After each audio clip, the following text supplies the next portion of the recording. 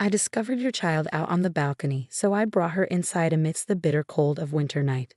A sudden ring of the doorbell startled me. Upon answering it, a police officer stood before me. Confusion clouded my mind. My own daughter lay asleep beside me. Yet there stood the officer, holding a young girl, no more than 5, her lips tinged blue from the chill, shivering uncontrollably. "She's not mine, officer," I protested, but my words seemed to falter against his skepticism. He insisted on taking her to the hospital. The girl's hair was tangled and wild, her clothes tattered and grimy, far from resembling anything cared for. Despite her apparent age, she appeared frail and undernourished. Whose child could she be, and why had fate led her to our balcony? Little did I realize the upheaval this mysterious girl would soon bring into our lives.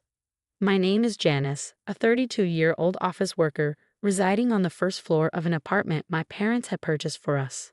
I live there with my husband, a former classmate from high school, and our 5-year-old daughter, Susie. Both my husband and I work for the same company, but his job often requires him to travel, even on his days off, as he's always ready to lend a hand to his colleagues.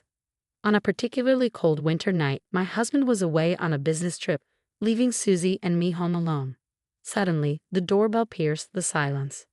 Peering through the doorbell camera, I spotted a police officer standing outside. Confusion gripped me at the sight of this unexpected visitor, but upon opening the door, he uttered words that sent a chill down my spine. "I found your child on the balcony, so I have brought her here." Bewilderment consumed me. My daughter was safe and sound asleep inside the house. "What?" I stammered, my mind racing to comprehend the situation. The officer's expression mirrored my shock, but it was I who felt utterly bewildered. How had a child ended up on our balcony while I was unaware, sound asleep? The officer stood before me with a girl of about 5 years old, her lips trembling with cold, a bluish hue casting shadows on her delicate features. The frosty air hinted at the possibility of snow. "She's not mine. I don't know her," I insisted, but doubt lingered in the officer's eyes even after my words. "Nevertheless, I'm taking her to the hospital," he declared firmly. Moved by the sight of the shivering child, I hurried to fetch a warm blanket from the depths of the room and enveloped her fragile frame within its comforting embrace. Her tiny hands, icy to the touch, clenched with a silent resolve, while her tearful eyes remained stoic, her lips quivering in silence. Her disheveled hair and stained clothes, riddled with holes, bore witness to neglect, hinting at a life marred by hardship. She appeared painfully thin and unnaturally pale, evoking a wave of compassion within me. Who was she? And what cruel twist of fate had led her to our balcony? The questions weighed heavily on my mind, each one accompanied by a pang of empathy for a child of the same age as my own daughter, enduring such suffering. Sleep eluded me that night, consumed by worry for the mysterious girl's well-being. A warning rang out, prompting a call from my husband. "Anything out of the ordinary while I was away?" he inquired. "Actually, yes. There was a peculiar incident involving a young girl on our balcony. The police intervened and took her to the hospital," I replied, taken aback by the unexpected turn of events. "Why didn't you look after her yourself?" he questioned, his tone edged with surprise. "What? She was a stranger. What could I do?" I defended, feeling the weight of his accusation. "But you're a mother too. You could have offered her comfort instead of involving the police," he countered sharply. Confusion clouded my thoughts as his sudden anger caught me off guard. How did he know the girl's age? We hadn't discussed such details. Seeking clarification, I pressed him for answers, but his response lacked coherence. "Actually, she's the daughter of an acquaintance. Her mother is absent, and I felt compelled to help," he admitted, his tone softer now, tinged with remorse. "But yesterday, you seemed intent on taking care of her," I protested, struggling to make sense of his conflicting actions. "Wait, you weren't on a business trip," I exclaimed, my disbelief mounting with each revelation. "You need to explain everything clearly," I demanded, my frustration simmering beneath the surface. Though he offered apologies, I struggled to reconcile his actions with leaving a vulnerable child unattended on our balcony, exposed to the merciless cold. Even if he had dressed her warmly, the risk of harm loomed ominously. "So what's going on? Where are you?" My husband's voice crackled through the phone, claiming he was in the midst of searching for the girl's mother. Yet, a sense of unease gnawed at me. His words felt evasive, as if concealing something deeper. Upon his return from his business trip, he offered vague explanations, retrieved the girl from the police, and unsettlingly left her in my care. Did you locate her mother and her father? I probed, seeking clarity amidst the murky waters of uncertainty. Not yet. As for her father, I'm not sure, he mumbled, his responses lacking conviction. And this acquaintance you mentioned? I pressed, desperation creeping into my voice. Just someone I know casually. Let's leave it at that.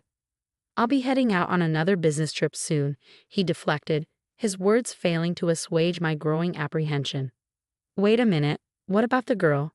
I implored, but my husband brushed aside my concerns, departing without a backward glance, leaving the girl behind in his wake. A sense of foreboding gripped me, propelling me to delve into his belongings, where I stumbled upon something concealed within the inner pocket of his suit. Shock coursed through me as I absorbed its contents, prompting an urgent call to my husband, yet my efforts to reach him proved futile. In the midst of my turmoil, I suddenly became aware of Susie and the little girl, their eyes filled with trepidation as they gazed up at me, waiting for answers. What's your name? I asked gently, sensing Ashley's nervousness as she responded in a timid voice, revealing she was the same age as my daughter, 5 years old. A warm smile graced my lips, but to my surprise, Ashley's initial shock melted into cheerful laughter, her small frame shaking with mirth as she clutched her grumbling stomach. Feeling hungry, huh? I inquired, receiving an eager nod in response. With quick hands, I prepared Hawaiian plate lunches for both my daughter and Ashley, their curious eyes fixed on the unfamiliar meal.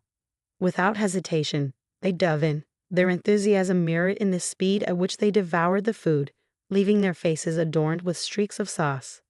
As I reached for a tissue to wipe Ashley's face, she recoiled, hands flying to her head in a protective gesture that sent a shiver down my spine, unsettling me in its abruptness. It's okay, sweetie. I'm just going to clean your mouth, I murmured gently, watching relief wash over Ashley's face as she turned toward me. With a soft touch, I wiped away the sauce, prompting her to resume eating her Hawaiian plate with newfound comfort. Once her meal was finished, her expression radiated contentment, signaling it was time to address Ashley's unkempt state. As I began to undress her for a quick shower, a sharp gasp escaped me at the sight before me. What's this?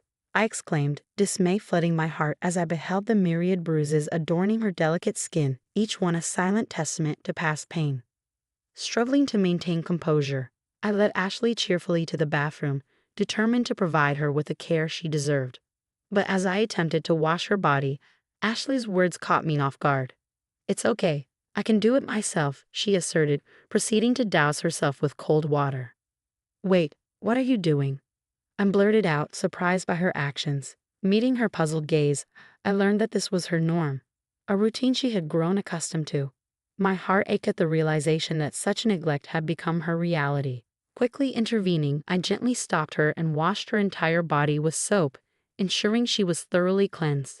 As warm water cascaded over her, Ashley's murmur of "it's warm" brought a sense of solace to my troubled heart. It became evident that bathing was a rarity for her at home, and when it did occur, it was a simple affair with water alone. The thought that she accepted this as normal without question weighed heavily on me.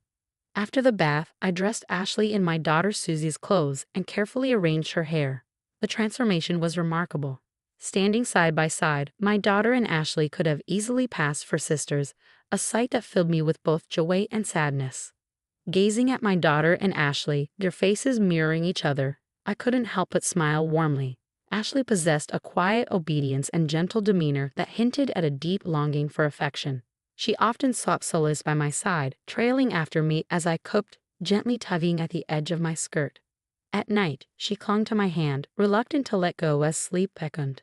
Susie, too, embraced Ashley with affection, forging a bond that transcended mere friendship, evolving into a sisterly connection. Days turned into weeks, yet my attempts to reach my husband proved futile. Though Ashley's mother claimed familiarity with him, it wasn't enough to justify caring for a child solely on that basis. Reluctantly, I abandoned hope of contacting my husband and sought assistance from the authorities. With a heavy heart, Ashley was taken to a facility, her tear-filled eyes pleading for reassurance as she was led away. Despite the passage of time, news of my husband remained elusive, prompting a difficult decision. 9 years later, I found myself living with my parents, Susie and Ashley, in our family home.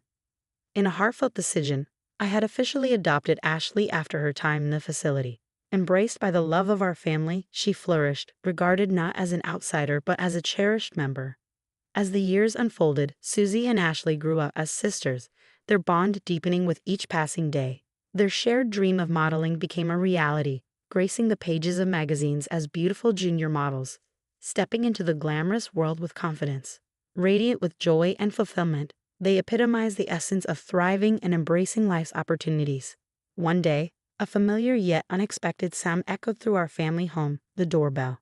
As I opened the door, my gaze met the weary countenance of my ex-husband, Philip, accompanied by a stranger named Joanna. Preferring to avoid confrontation in front of the neighbors, I invited them inside, leading them to the living room where they settled onto the sofa, tension thick in the air. With a suddenness that caught me off guard, Philip spoke, his words carrying a weight of revelation. "In truth, Ashley is my daughter," he confessed, his tone devoid of remorse for his 9 years of absence. Stunned into silence, I could only manage a heavy sigh, my mind reeling with disbelief. "She bears a striking resemblance to you. I had my suspicions," he continued, his gaze unwavering. As I sought clarity, Philip confirmed Joanna's presence as his current partner, initiating the tale of their tumultuous journey. He recounted how they had met at a bar where Joanna worked part-time, their relationship blossoming despite the knowledge of his marital status. Their affair led to Joanna's pregnancy with Ashley, but Philip's indecision delayed any decisive action. Eventually, Joanna grew weary of the responsibilities of motherhood, abandoning her role and leaving Philip to contemplate the next step, a decision that led him to consider entrusting Ashley's care to me. While Philip's narrative painted a picture of unexpected twists and turns, it was not merely the revelation that left me stunned.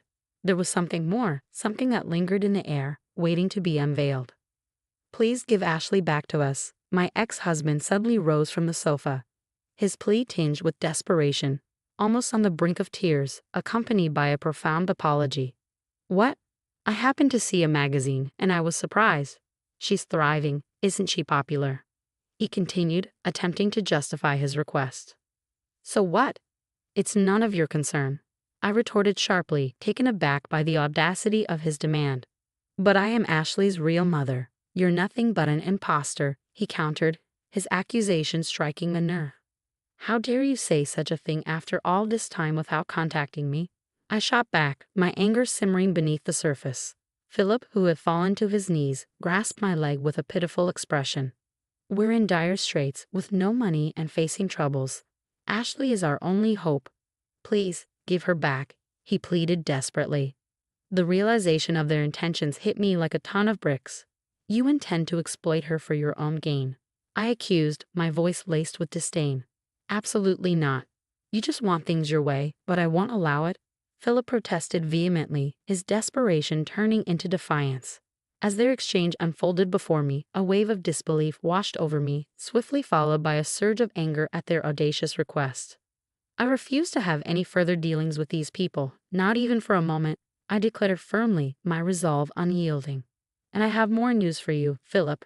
Our marriage is officially over," I continued, delivering the final blow. "What?" Philip's shock reverberated through the room. 3 years after your disappearance, I pursued legal action and obtained a divorce," I explained, my tone unwavering. Before Philip could react, the distant sound of a police car drew closer. My parents, witnessing Joanna's aggressive behavior, had alerted the authorities. "The police are here now, so I advise you not to return to this house," I warned sternly, bracing myself for any further confrontation. In a desperate attempt to salvage the situation, Philip resorted to pleading, even offering to relinquish custody of Ashley in exchange for financial assistance. It was a pitiful display, one that only confirmed my decision to sever ties with him for good. As the police intervened and escorted Philip and Joanna away, I resolved to ensure Philip fulfilled his obligations of alimony and child support.